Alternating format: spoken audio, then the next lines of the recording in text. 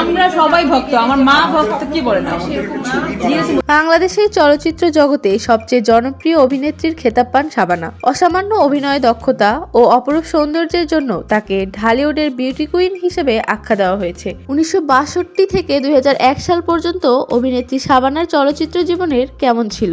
ভালোবাসা মানে না আমির ফকির, ভালোবাসা মানে না সামাজিক বন্ধন। আফরোজা সুলতানা রত্না, জন্ম 1952 সালের 15 জুন। পিতা ফয়েজ চৌধুরী ও মাতা ফজিলাতুন্নেসা। পৈতৃক বাড়ি চট্টগ্রামের রাউজান উপজেলার ডাবুয়া গ্রামে। 1962 সালে চিত্রনির্মাতা আজিজুর রহমানের হাত ধরে শিশু শিল্পী হিসেবে চলচ্চিত্রে অভিষেক রত্নার। প্রথম কাজ করেন এহতেসামের নতুন সুর ছবিতে। এরপর নৃত্যশিল্পী হিসেবেও অভিনয় করেন। 1967 সালে এহতেসামের চকরি চলচ্চিত্রে চিত্রনায়ক নাদিমের বিপরীতে প্রথম নায়িকা চরিত্রে অভিনয় করেন রত্না। এহতেসাম রত্নার বদলে তার ফিল্মি নাম দিলেন শাবানা। শাবানা 1974 সালে বিয়ে করেন সরকারি কর্মকর্তা ও ব্যবসায়ী ওয়াহিদ সাদিককে। ওয়াহিদ সাদিক ও শাবানা মিলে নিজস্ব চলচ্চিত্র প্রযোজনা প্রতিষ্ঠান এস প্রোডাকশন প্রতিষ্ঠা করেন। ব্যক্তিগত জীবনে 2 মেয়ে, সুমি ও উর্মি, এবং এক ছেলে নাহিনের বাবা মা তারা। আমি সবসময় চেষ্টা করতাম যে না, আমারটা সবচেয়ে ভালো হতে হবে। শাবানা প্রথম জাতীয় চলচ্চিত্র পুরস্কার অর্জন করেন 1977 সালে সিরাজুল ইসলাম ভুঁইয়া পরিচালিত জননী ছবিতে অভিনয়ের জন্য। তবে এতে তাকে পার্শ্ব চরিত্রে পুরস্কার দেওয়ায় তিনি তা প্রত্যাখ্যান করেন। এরপর 1980 সালে আব্দুল্লাহ আল মামুন পরিচালিত সখী তুমি কার ছবির জন্য প্রথমবার সেরা অভিনেত্রীর জাতীয় পুরস্কার পান।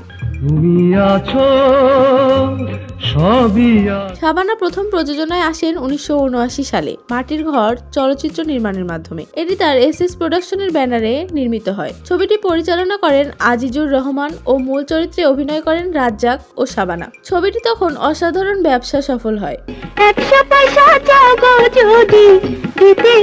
শাবানা প্রথম যৌথ প্রযোজনার ছবিতে অভিনয় করেন 1988 সালে ভারত বাংলাদেশ নির্মিত বিরোধ চলচ্চিত্রে। এতে তার বিপরীতে অভিনয় করেন বলিউড সুপারস্টার রাজেশ খান্না। ছবিটি হিন্দিতে শত্রু নামে ডাবিং করে মুক্তি দেওয়া হয়। এটি নির্মাণ করেন ভারতের প্রমোদ চক্রবর্তী ও বাংলাদেশের তমিজ উদ্দিন রিজভী। তো তুমি কি পুলিশ স্টেশনে খবর নাও না? কোনো বিপদে পড়েননি তো?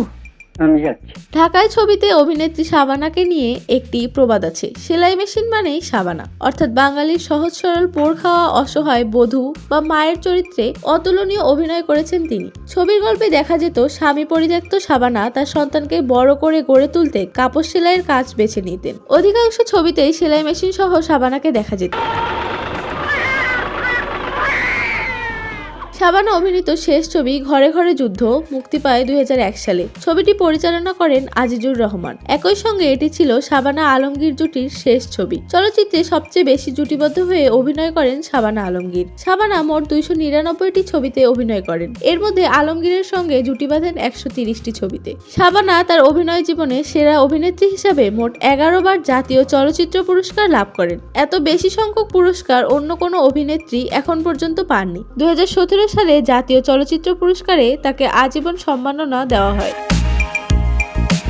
অভিনেত্রী শাবানা 1999 সালে অভিনয় ছেড়ে যুক্তরাষ্ট্রে সপরিবারে স্থায়ী হন। তবে মাঝে মধ্যে কিছু সময়ের জন্য দেশে আসেন। সর্বশেষ 2019 সালের ডিসেম্বরে আসেন এবং 2020 সালের জানুয়ারিতে যুক্তরাষ্ট্রে ফিরে যান।